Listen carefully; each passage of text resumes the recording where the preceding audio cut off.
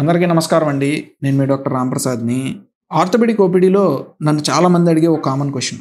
ఏంటి అంటే మోకాలు నొప్పి ఆర్థరైటిస్‌తో వచ్చారనుకోండి. వాళ్ళు కనుక కొంచెం ఎక్స్‌ట్రా వెయిట్ అంటే అధిక బరువు ఉన్నా సరే మేము ఫస్ట్ అడ్వైస్ చేసేది బరువు తగ్గండి అని. సో బరువు తగ్గడానికి ఏంటంటే డైటు ఫాలో అవ్వాలి. అండ్ డైట్‌తో పాటు ఎక్సర్సైజెస్ చేయాలి. లేదంటే కొన్ని గేమ్స్ అన్నా ఆడాలి. సో వాళ్ళు అడిగే ఒక కామన్ క్వెషన్. మేము నీ పెయిన్స్ ఆర్థరైటిస్ ఉంటే కనుక ఎటువంటి ఎక్సర్సైజెస్ చేయొచ్చు బరువు తగ్గడానికి, లేదంటే ఎటువంటి గేమ్స్ ఆడొచ్చు. సో ఇవాళ నేను యూట్యూబ్ వీడియోలో ఈ ప్రశ్నకి సమాధానం అనేది వివరిస్తానండి. So without any delay let's go into the main topic.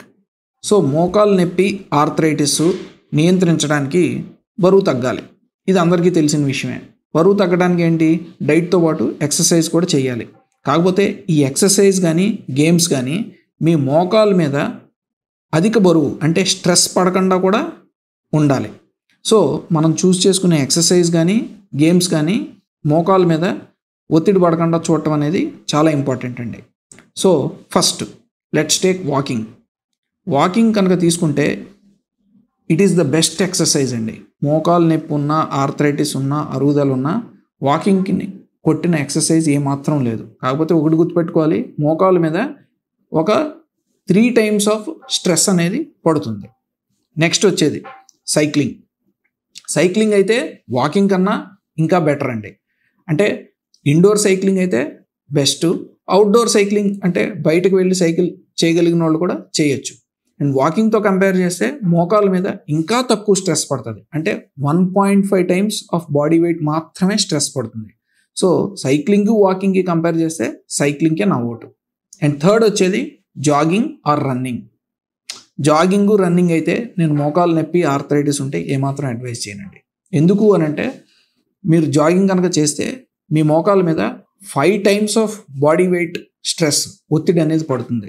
బరువు తగ్గుతారు, కాకపోతే మీ మోకాల్లో అరుగుదల పెరిగే అవకాశం అనేది ఉంటుందండి. నెక్స్ట్ వచ్చేది స్విమ్మింగ్. స్విమ్మింగ్ అయితే అందరికీ యాక్సెసిబుల్గా ఉండదు, అంటే అందరికీ అందుబాటులో ఉండకపోవచ్చు.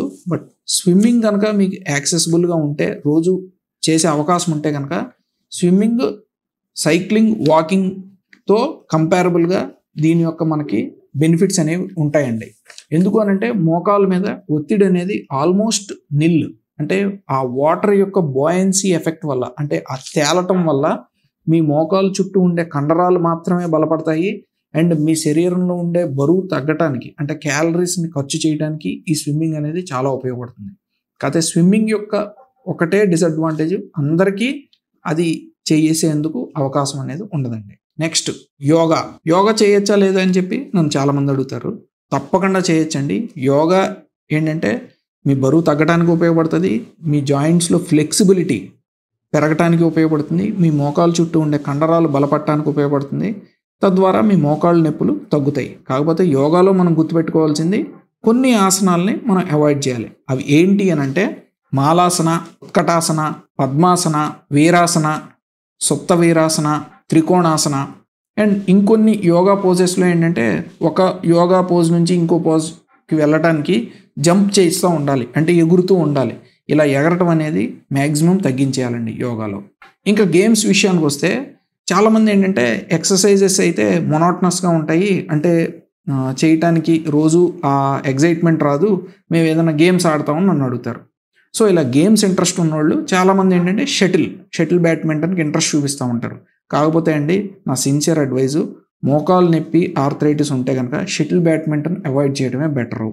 ఎందుకంటే దీనిలో ఈ షటిల్ బ్యాడ్మింటన్లో కదలికలు అనేవి ఎక్కువ ఉంటాయి, ఎక్కువ జంపింగ్ యాక్టివిటీ అనేది ఉంటుంది. ప్లస్ ఈ గ్రౌండ్ రియాక్షన్ ఫోర్స్ అనేది చాలా ఎక్కువ ఉంటుంది. సో మన మోకాళ్ళ మీద తద్వారా ఒత్తిడి పెరిగే అవకాశం ఉంటుంది, అరుగుదల అనేది పెరుగుతుంది. సో షటిల్ బ్యాడ్మింటన్ అనేది కంప్లీట్గా దూరంగా ఉంటేనే బెటర్. ఇంకా చాలామంది టెన్నిస్ గురించి అడుగుతారు. టెన్నిస్ అయితే షటిల్ అంత హై ఇంపాక్ట్ యాక్టివిటీ కాదండి. అండ్ టెన్నిస్ సింగిల్స్ ఆడటం కన్నా డబుల్స్ ఆడితే కనుక కొంత మూమెంట్, అంటే గ్రౌండ్ కవరేజ్ అనేది తక్కువ ఉంటుంది. అండ్ కొంత ఏంటంటే ఒక లో ఇంపాక్ట్ కార్డియో యాక్టివిటీ కింద మనం పరిగణించవచ్చు టెన్నిస్ని. ఇంకా క్రికెట్ ఆడచ్చా లేదని నన్ను చాలామంది అడుగుతారు. క్రికెట్ కూడా ఒక లో ఇంపాక్ట్ యాక్టివిటీ కింద మనం పరిగణించాలి. కొంచెం మోకాళ్ళకి సపోర్ట్స్ అంటే నీ క్యాప్స్ వేసుకుని తర్వాత మనం జాగ్రత్తగా ఆడుకుంటే cricket is also a safe game అండి. సో ఈ విధంగా మోకాలు నొప్పి ఆర్థరైటిస్ కనుక ఉంటే నేను అడ్వైస్ చేసే ఎక్సర్సైజెస్ బరువు తగ్గడానికి వాకింగ్, సైక్లింగ్, స్విమ్మింగ్, యోగా కూడా చేయొచ్చండి with few exceptions. And games విషయానికి వస్తే లాన్ టెన్నిస్, డబల్స్ వరకు నేను అడ్వైస్ చేస్తాను.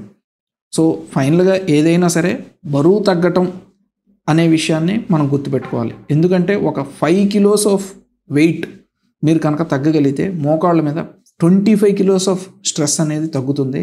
అండ్ మోకాళ్ళ నొప్పి ఆర్థరైటిస్ కానీ 50% బెనిఫిట్ అనేది మనకు తెలుస్తుందండి.